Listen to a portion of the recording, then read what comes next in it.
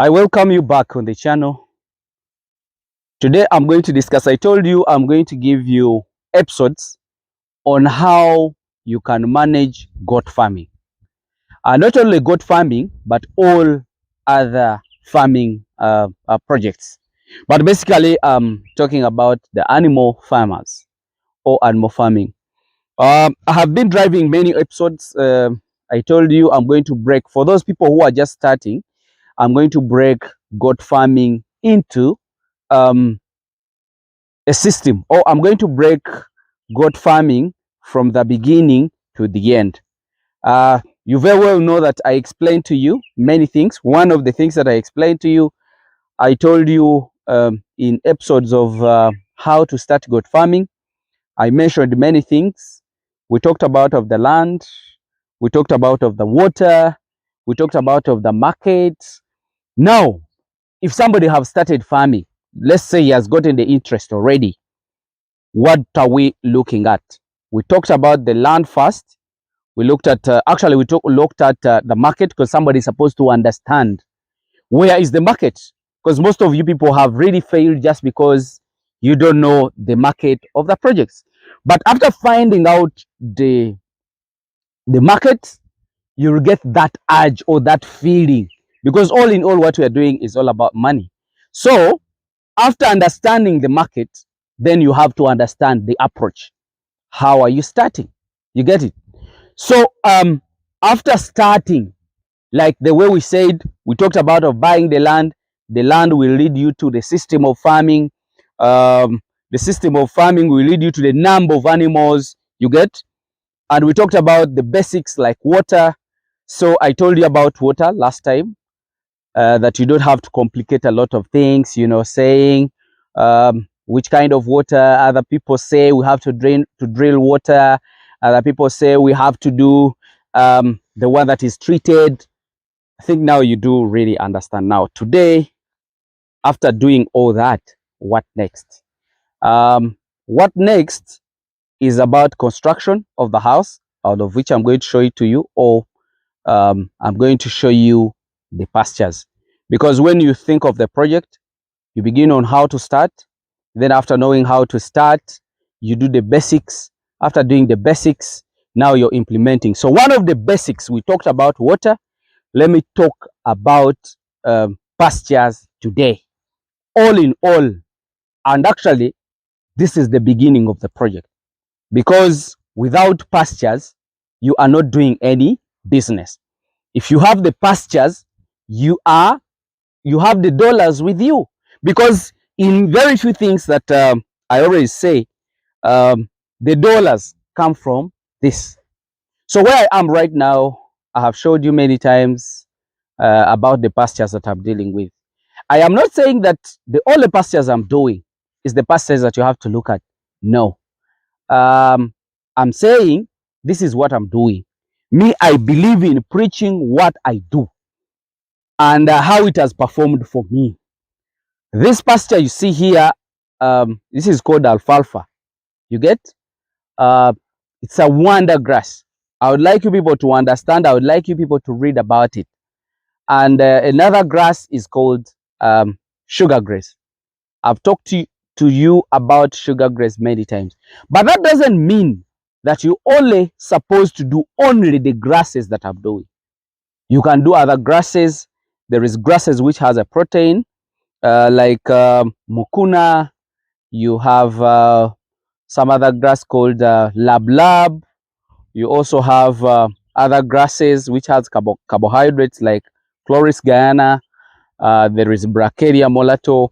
But me, I decided to do this. These are my reasons. This grass you see is called alfalfa. It's a world-class grass.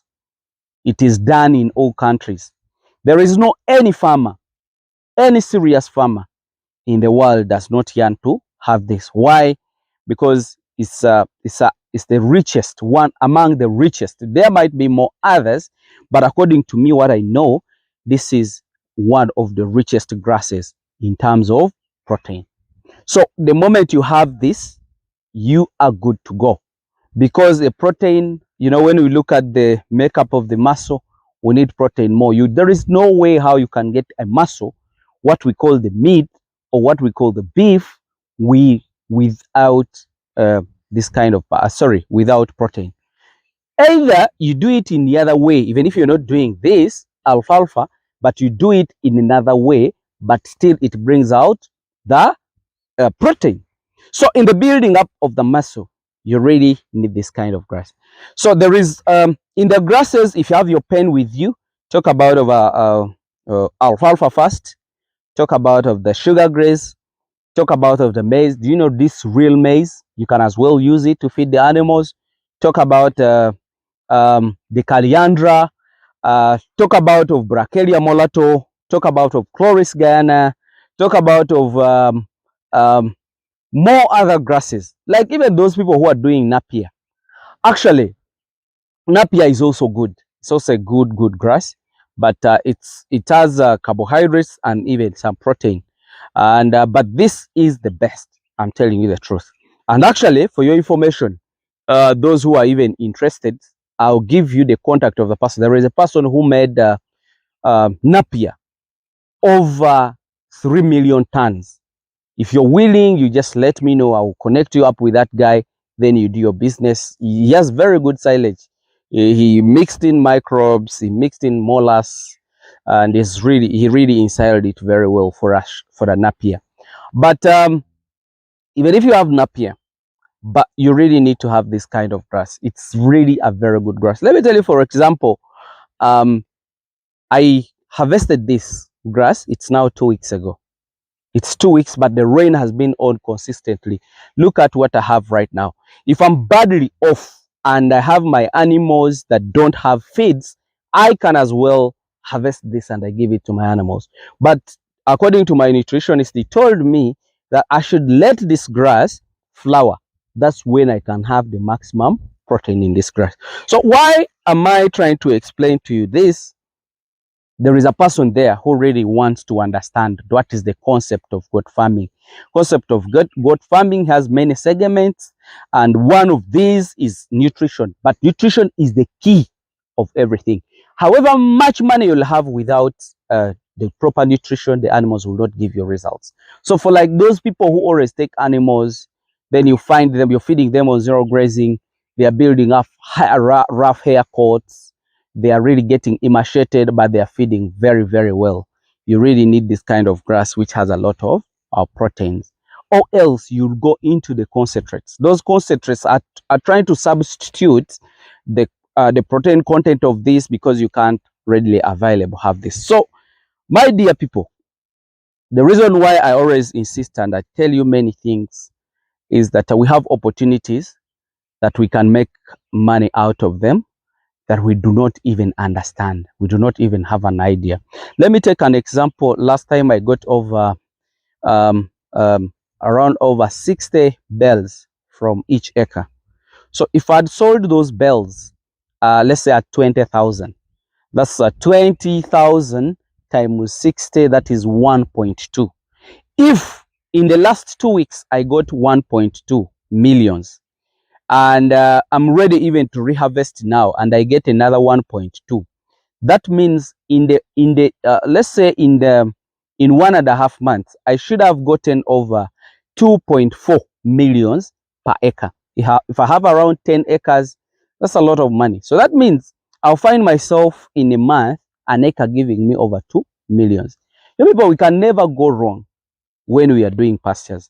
I would like all of you people to think about this. You know me, I sometimes have pain that you guys, you can't understand, whereby if a person comes in here and is really requesting for a bulk of the pastures from our mother country, which is the Pearl of Africa, and we cannot produce grass, we cannot produce the animals, but we have the consistent rains. This is November, and in this November, we really have a lot of rain. What are you benefiting from that rain? That is my question. You might even be in your office and you go into this. Come, I will even give you a platform, because many people are watching me. Even you're watching me. There is more other people that are watching my videos. If I tell them that I have pastures and in this quantity, they will definitely come up and buy these pastures. Let me tell you a scenario. There is a team of guys here who told me that they have alfalfa, and we connected them to some people who really wanted. They even tested the alfalfa and they said our alfalfa is perfect. The guy requested for over 20 tons per week. Everybody vanished because there was no pastures. So my dear farmers, I would like you to understand this. What I'm doing, it is a pain. It is a pain that is really on my heart. Seeing my people, seeing my young people graduating and they can't have jobs.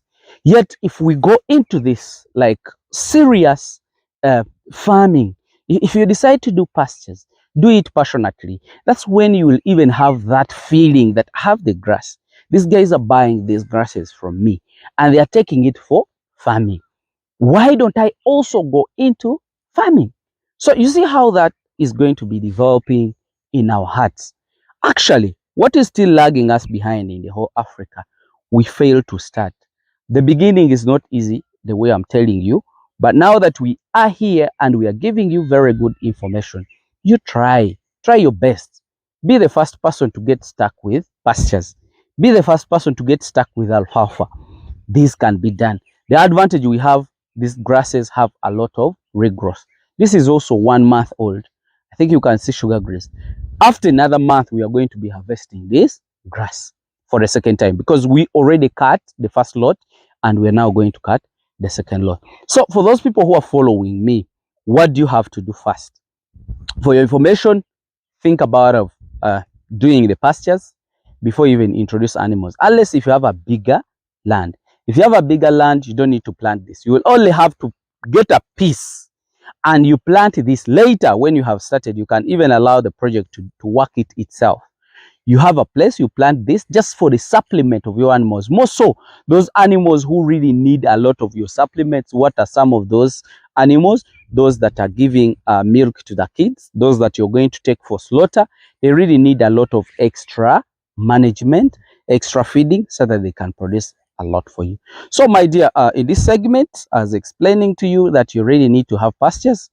After having the land, then doing the construction of the houses, the second, the water, and then the second one is pastures. So after getting these pastures, I'm talking about those people who are trying to do zero grazing. After producing the pastures, you really need to go back and think about the stocking. So I think this segment will help you know what to do next. Thank you very much and bye for now.